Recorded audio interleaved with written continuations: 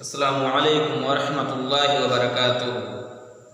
عزیز طلبہ، ہم لوگ تمرین الصرف میں فعل ماضی معروف مثبت کی گردان پڑھ رہے تھے۔ ہم لوگوں نے گردان یاد کر لیا تھا۔ پھر آپ کو یہ بھی بتلایا گیا تھا کہ فعل ماضی اور فعل مضارع کے 14 صیغے ہوتے ہیں۔ تمام صیغوں کے نام بتلا دیے گئے تھے۔ صیغوں کے نام پھر سن لیجیے۔ واحد مذکر غائب، یعنی جو ایک مذکر اور غائب کے بارے میں بتلا ہے۔ تثنیہ مذکر غائب، یعنی جو دو مذکر اور غائب کے بارے میں بتلا ہے۔ جمع مذکر غائب، جو تین یا تین سے زیادہ مذکر اور غائب کے بارے میں بتلا ہے۔ واحد مؤنث غائب، جو ایک مؤنث اور غائب کے بارے میں بتلا ہے۔ تثنیہ مؤنث غائب، جو دو مؤنث اور غائب کے بارے میں بتلا ہے۔ جمع مؤنث غائب، جو تین یا تین سے زیادہ مؤنث اور غائب کے بارے میں بتلا ہے۔ واحد مذکر حاضر، جو ایک مذکر اور حاضر کے بارے میں بتلا ہے۔ تثنیہ مذکر حاضر، جو دو مذکر اور حاضر کے بارے میں بتلا ہے۔ جمع مذکر حاضر، جو تین یا تین سے زیادہ مذکر اور حاضر کے بارے میں بتلا ہے۔ واحد مؤنث حاضر، جو ایک مؤنث اور حاضر کے بارے میں بتلا ہے۔ تثنیہ مؤنث حاضر، جو دو مؤنث اور حاضر کے بارے میں بتلا ہے۔ جمع مؤنث حاضر، جو تین یا تین سے زیادہ مذکر اور حاضر کے بارے میں بتلا ہے۔ جمع مؤنث حاضر، جو تین یا تین سے زیادہ مؤنث اور حاضر کے بارے میں بتلا ہے۔ واحد متکلم، جو ایک مذکر یا مؤنث متکلم کے بارے میں بتلا ہے۔ جمع متکلم، جو دو یا تین سے زائد مذکر اور مؤنث متکلم کے بارے میں بتلا ہے۔ سمجھ میں آ رہی بات؟ یہ 14 صیغے تھے۔ آئیے ہم لوگ یہ دیکھتے ہیں کہ ہم صیغہ کیسے پہچانیں گے۔ کیسے ہم لوگ کہیں گے کہ یہ واحد مذکر غائب کا صیغہ ہے، یہ تثنیہ مذکر غائب کا صیغہ ہے؟ اس کے پہچاننے کا طریقہ کیا ہے؟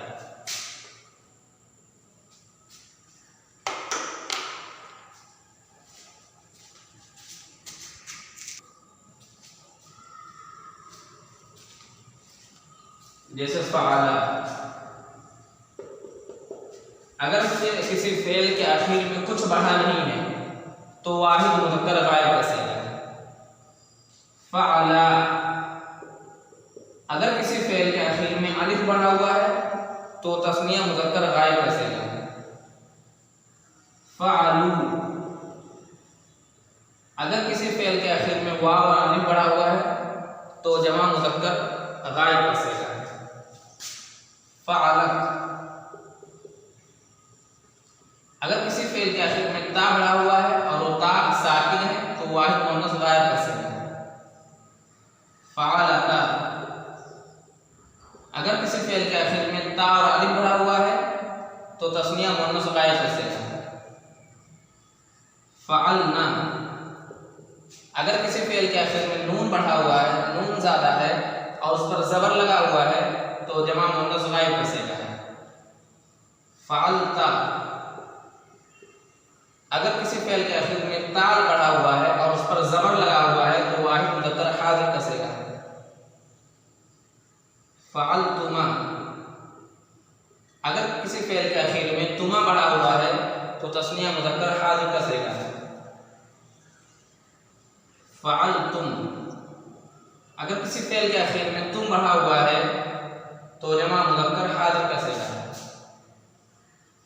فعلتی، اگر کسی فعل کے آخر میں تا بڑھا ہوا اور اس پر زیر ہے تو واحد مؤنث حاضر کا صیغہ ہے۔ فعلتما، اگر کسی فعل کے آخر میں تما بڑھا ہوا ہے تو تثنیہ مؤنث حاضر کا صیغہ ہے۔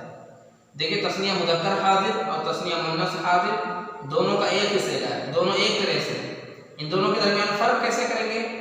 جب یہ دونوں جملے بھی استعمال ہوں گے تو ہمیں پتہ چل جائے گا کہ یہاں تثنیہ مذکر حاضر کے لیے ہے یا تثنیہ مؤنث حاضر کے لیے ہے۔ فعلتن، اگر کسی فعل کے آخر میں تننا بڑھا ہوا ہے تو جمع مؤنث حاضر کا صیغہ ہے۔ فعلتو،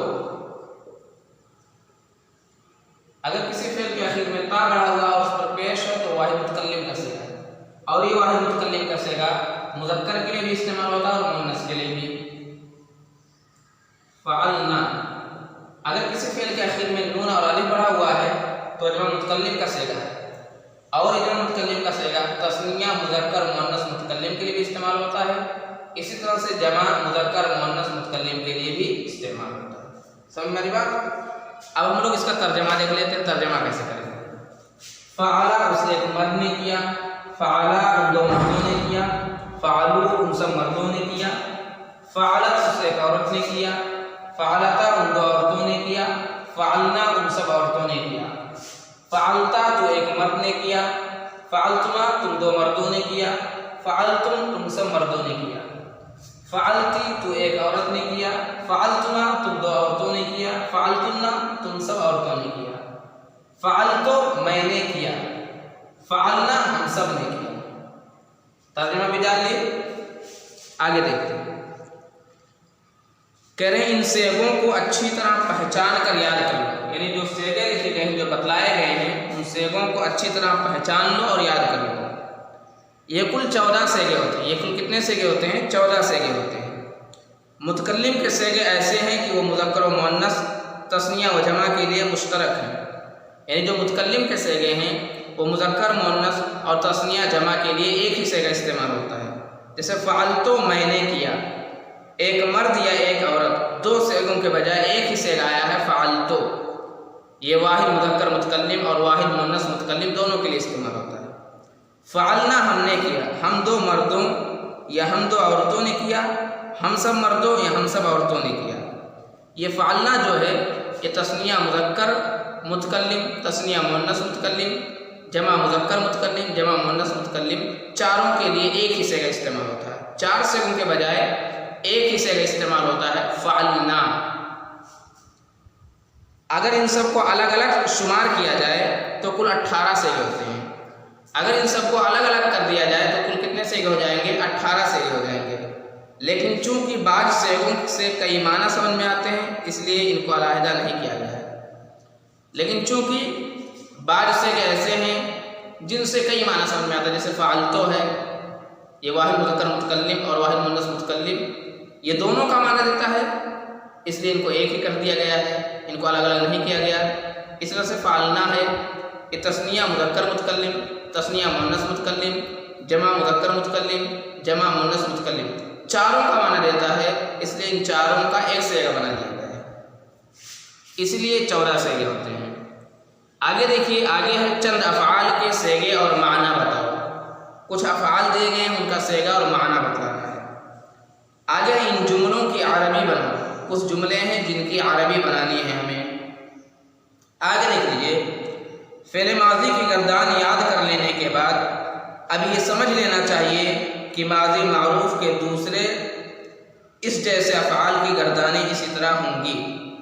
یعنی کہہ رہے ہیں کہ فعل ماضی مثبت معروف کی گردان ہم لوگ یاد کر لیے ہیں، اب جتنے بھی افعال فعل ماضی مثبت معروف کے ہوں گے ہم ان کی گردان اسی طرح سے کریں گے۔ چند افعال لکھے جاتے ہیں، ان سے پوری گردان کرو اور اپنی کاپی پر مع اعراب و معانی اور صیغوں کے لکھو۔ اس سے یاد کرنے میں انشاءاللہ سہولت ہوگی، آسانی ہوگی۔ کچھ افعال نیچے دیے گئے ہیں، ان افعال سے ہمیں کیا کرنا ہے؟ پوری گردان لکھنی ہے، یاد کرنی ہے۔ اسی طرح اعراب بھی لگانا ہے، زبر زیر اور پیش بھی لگانا ہے، اور معنی بھی لکھنا ہے اور صیغہ بھی لکھنا ہے۔ وہ افعال کون کون سے؟ عبدہ اس نے عبادت کی، فتحہ اس نے کھولا، دخلا وہ داخل ہوا، قرأ اس نے پڑھا، طلبہ اس نے طلب کیا، کتبہ اس نے لکھا، سجدہ اس نے سجدہ کیا، جلسہ وہ بیٹھا، نصرہ اس نے مدد کی۔